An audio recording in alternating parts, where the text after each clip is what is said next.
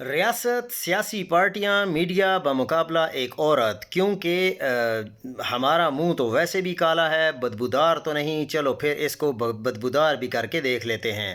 Mafia کی ایک نشانی یہ بھی ہوتی ہے کہ وہ سارا کنٹرول اپنے ہاتھ میں لے لینے کے بعد بھی خود کو غیر محفوظ محسوس کرتا ہے اور کہیں نہ کہیں اس کنٹرول کے چھن جانے کے خدشے میں مبتلا رہتا ہے، اور اس کی وجہ سے ایسی ایسی حرکتیں کرتا ہے کہ گراوٹ بھی کہتی ہے کہ اور مت گر۔ یعنی ریاست کا سارا آئینی ڈھانچہ بدل ڈالا، عدلیہ کو مکمل کنٹرول میں کر لیا، اختلافی ججز سے بھی نجات حاصل کر لی، من پسند جج کو چیف جسٹس بھی بنا دیا، صدر کو لائف ٹائم استثناء دے دی گئی، اور عمران خان کی ملاقاتوں کو مکمل ختم کر دیا، اس کے کیسز کو تاخیر میں ڈال دیا، میڈیا کے سب 92 چینلز پر کنٹرول حاصل کر لیا، پیکا ایکٹ کے ذریعے سوشل میڈیا کو بھی کنٹرول کرنے کا اہتمام کر لیا، گویا سب کر لیا، لیکن اس کے بعد بھی یہ مافیا خود کو ایسا غیر محفوظ محسوس کرتا ہے کہ اب عمران خان کی بیوی کی کردار کشی کا ذریعہ بنا لیا۔ پہلے عدت جیسے گھٹیا کیس میں منہ کالا کیا، پر پھر خیال آیا کہ کالا تو ہے ہی، تو کیا ہوا، بدبودار تو نہیں ہے نا، سو اب جادو ٹونے کے کیس کو اٹھا کر خود کو بدبودار بھی کر لیا۔ 5 سال قبل کیا ہوتا تھا، کون کتنے بکرے ذبح کرتا تھا، کون کتنے منتر کرتا تھا، سفید پہنتا تھا یا کالا پہنتا تھا، اس کا آج ذکر محض آج ہونے والی غلاظت پر پردہ ڈالنا ہے اور کچھ نہیں۔ آج پاکستان کے تمام نیشنل میڈیا پر پہلی نیوز اکانومسٹ کی اس آرٹیکل کی ہے جس میں ان میاں بیوی کا ذکر ہے جو آج اپنے اوپر لگائے گئے الزامات کا جواب دینے کے لیے آزاد بھی نہیں ہیں۔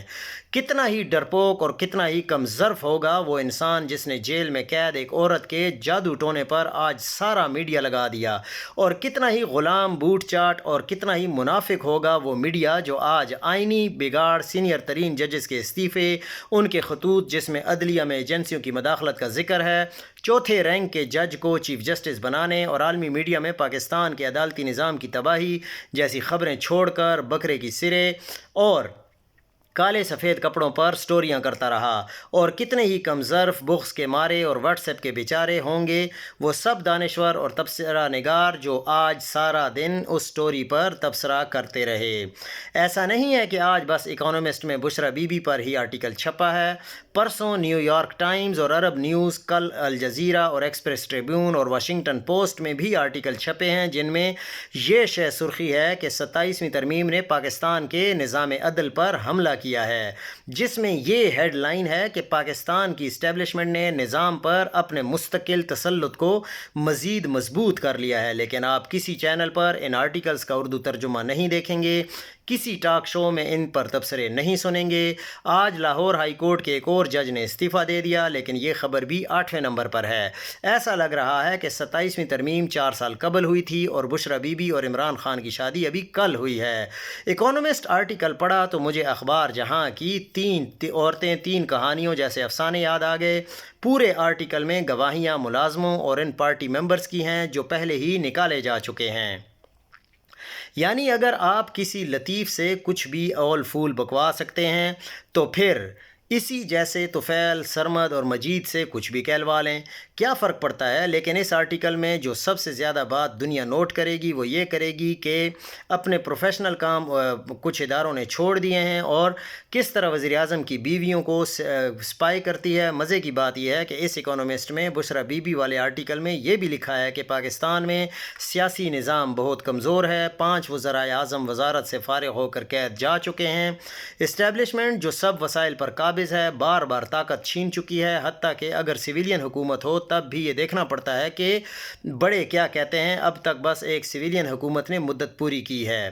10 منٹ تک ہیڈ لائنز میں بشرا اور عمران خان کرنے کے بعد جیو نیوز پر جو اگلی خبر چلی وہ معلوم ہے کیا تھی؟ ملک میں ڈیزل 6 روپے مہنگا ہو گیا۔ تب میں سوچنے لگا کہ اس وقت حکومت جادو سے چل رہی تھی یا منتر سے، روحانی تھی یا وجدانی تھی، لیکن کم از کم چل رہی تھی۔ مہنگائی کا یہ عالم نہیں تھا، صحافی یوں قتل اور جلا وطن نہیں ہوتے تھے، پڑھے لکھے لوگ یوں ملک نہیں چھوڑ کے جا رہے تھے، آئین کا یوں راتوں رات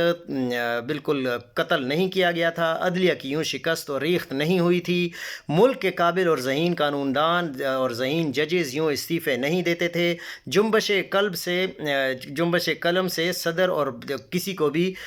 جو فل ٹائم استثناء دیا جاتا تھا وہ ایسے نہیں ملتے تھے۔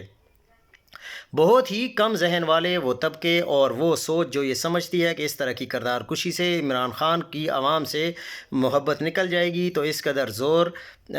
فراموش اور نسیان زدہ ہیں کہ بھول گئے ہیں کہ جب آپ نے عدت جیسا گھٹیا کیس کو اپنے چینلز کی زینت بنایا تھا تو عوام نے 8 فروری 2024 کو اس کیس کو بھی خارج کر کے کوڑے کی ٹوکری میں پھینک دیا تھا۔ آج آپ جودہ ٹونا، جادو ٹونا جو مرضی کر لیں، خود سامری جادوگر کو بھی لے آئیں جو جیو پر آ کر گواہی دے کہ میں نے بشرا عمران کو سکھایا تھا، تب بھی یہ عوام اس سامری کو ٹاؤٹ اور اس پروگرام کو پروپیگنڈا قرار دیں گے، کیونکہ یہ عوام اب اصل جادو سیکھ چکے ہیں جس کا نام شعور ہے، اور اس جادو کے زور پر یہ اب جان گئے ہیں کہ ان سامریوں، واوڈوں، طلعت حسینیوں، سہیل وڑائچوں، بشرا تسکینوں اور ان چودھریوں کی ڈوریاں کس کے ہاتھ میں ہیں، اور ان ہاتھوں نے جمہوریت کو جس طرح ذبح کیا ہے، اور اس طرح کوئی کالا بکرا بھی ذبح نہیں ہوتا ہے۔